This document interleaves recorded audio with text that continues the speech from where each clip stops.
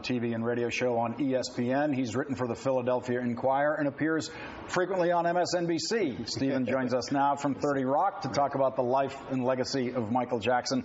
Stephen, you had to have a heart of stone to not be moved by what went on in the Staples Center today.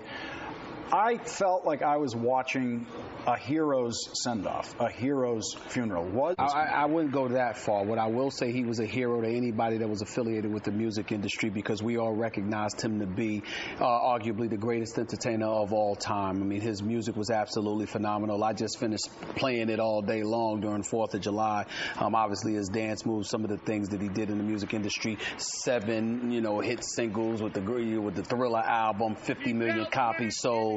The top of the Billboard charts. I mean, first guy on MTV, African American. You look at so many of the things that he did throughout his career, it was clearly illustrious. And so when you call him an iconic brand, or you look at him in that fashion, it's strictly in the sense of his music, not really anything else. Well, and I would assume that his relationship to Black America had different chapters to it. And definitely. That's a very, very good point, because the Reverend Al Sharpton alluded to that today, because, I mean, again, he was a pioneer of sorts, starting out his career at age 5, accomplishing what he accomplished through the 70s, through the 80s, when he went out on his own and left the Jackson 5, and obviously what he was able to accomplish with Thriller and the Bad album, or whatever, Off the Wall, actually, before that.